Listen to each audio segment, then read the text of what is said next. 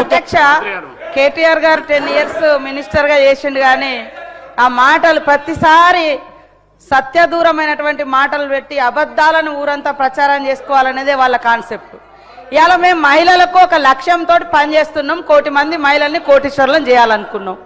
అరే ఇప్పటి వరకు టౌన్లో రూరల్లో 57,000 కోట్ల రూపాయలు వాళ్లకు బ్యాంకుల ద్వారా స్త్రీనిధి ద్వారా ఇవ్వడం జరిగింది.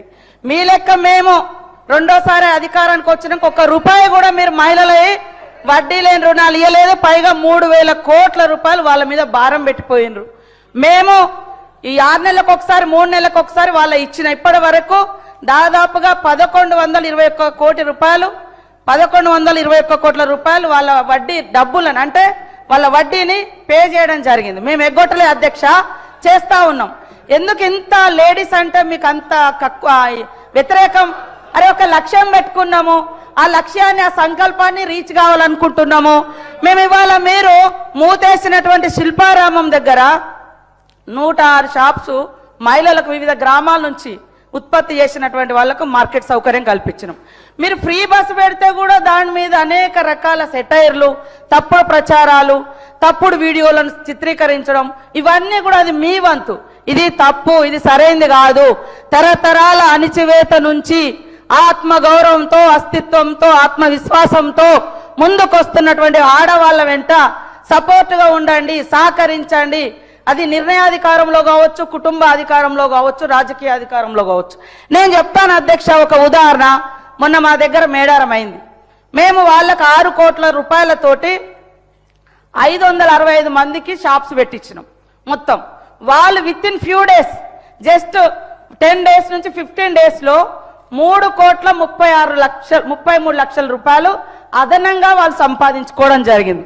టోటల్ వాళ్ళ ఇన్కమ్ ఎంత అంటే మేము 6 కోట్లు పెడితే 9,33 లక్షల రూపాయలు వాళ్ళకి ఇన్కమ్ వచ్చింది అధ్యక్ష.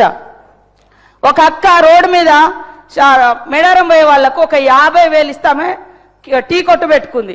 ఆమె రోజుకు 5,000 సంపాదిస్తుంది. ఇదే ఇప్ప పువ్వు, మవ్వ లడ్డు వాళ్ళకు ఒక 50,000 నుంచి మేము స్టార్ట్ చేసి 2 లక్షలు ఇస్తే వాళ్ళు ఆ 3 months లో టోటల్గా మొత్తం ఈ రోజులో 14 లక్షల రూపాయలు సంపాదించారు. ఫ్యూ డేస్ లో 1 week 15 days లో 5 లక్షల రూపాయలు సంపాదించారు అధ్యక్ష. ఇదొక మారుమూల అటవీ ప్రాంతాల నుంచి వచ్చి జరుగుతున్నటువంటి వ్యవస్థ. దాన్ని బట్టి మేము వాళ్ళందరికీ ఒక నమ్మకం ఇస్తున్నాం. మీరు ఇట్లా చేసుకోండి, ఈ రకంగా బ్యాంక్ లింకేజ్ ఇస్తాం, దాంట్లో ఇంతవరకు మాఫీ చేస్తున్నాం. ఇది తప్ప అధ్యక్ష? ప్రతిసారి ఎగతాళి మాటలు, బస్సు పెడితే ఎగతాళి, వడ్డీ అంటే వడ్డీ లేని రుణాలంటే ఎగబోతా. మీరేం చేశారు మరి 10 ఏళ్ళు? ఇవాళ మీరు ఇన్ని మాటలు మాట్లాడుతున్నారు.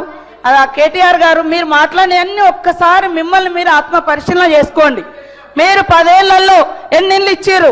ధనిక రాష్ట్రం అని గొప్ప చెప్పారు కదా, మరి ఎందుకు పేదోళ్ళకి ఇల్లులు ఇవ్వలేదు?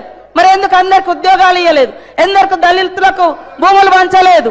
మరి ఎందుకు మీరు అదే 2019 బడ్జెట్లో 100 కోట్లు నిరుద్యోగ భృతి అని 100 కోట్ల రూపాయలు బడ్జెట్ లో కూడా యాడ్ చేశారు?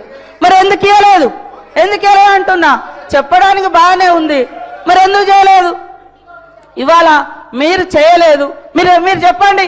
ఆడవాళ్ళ అభయహస్తం డబ్బులను కూడా మీరు వాడుకున్నారు, ఎందుకు ఇవ్వలేదు? అప్పుడు వైఎస్ఆర్ గారి హయాంలో వాళ్ళు జమ చేసుకున్నారు, ఇవ్వలేదు. ఇప్పుడు మేము ఒక్కొక్కటి నెరవేర్చుకుంటూ వస్తున్నాం. మీరు ఏమంటారు? గ్యారంటీ ఒక్కటే అమలు చేయలే. అరే రైతు రుణమాఫీ మీరు ఎట్టే టైంలో రైతు రుణమాఫీ అన్నారు, 10 ఏళ్లలో కూడా కంప్లీట్ చేయలేకపోయారు. అవే కదా అట్లా మిగిలి ఉన్నాయి. ఇవాళ 0 బిల్ ఇస్తలేమా? 200 యూనిట్ల కరెంట్ ఇస్తలేమా? 4.5 లక్షల ఇల్లులు 4.5 లక్షల ఇల్లులు కూడా మాది గ్యారంటీలోనే కదా. ఏదైతే 6 గ్యారంటీలలో 4.5 లక్షల ఇల్లులు కూడా ఉంది, 5 లక్షల ఇల్లు. మరి మీరు ఎన్ని ఇల్లు ఇచ్చారు 10 ఏళ్ళలో చెప్పండి. ఇవాళ మీరు ఇవ్వకుండా మీరు ఎంతసేపు బదనం ఇది బంద్ చేయండి. ముఖ్యంగా ఆడల పట్ల, అది మీ కుటుంబ సభ్యులైనా బయట మాలాంటి అక్క చెల్లెలైనా ఎదగనివ్వండి అని మేము మాట్లాడు. ఆడళ్ళ మీద నిష్ఠూరాలు ఎందుకు? ఆడళ్ళ బస్సుల మీద నిష్ఠూరాలు ఎందుకు? ఆడళ్ళ వడ్డీ లేని రుణాల మీద నిష్ఠూరాలు ఎందుకు? కాబట్టి ఈరోజు మీరు చేసినటువంటి అప్పుల కుప్ప మూలంగానే ఈరోజు ఈ ప్రభుత్వం అనుకున్న నిర్ణయాలను ఇంకా కంప్లీట్ చేయలేకపోయినాం. మీరు అంతా ధనిక రాష్ట్రం అన్నప్పుడు మీరిచ్చిన హామీలన్నీ ఎందుకు అమలు చేయలేకపోయారో గదానికి ముందు చెప్పండి.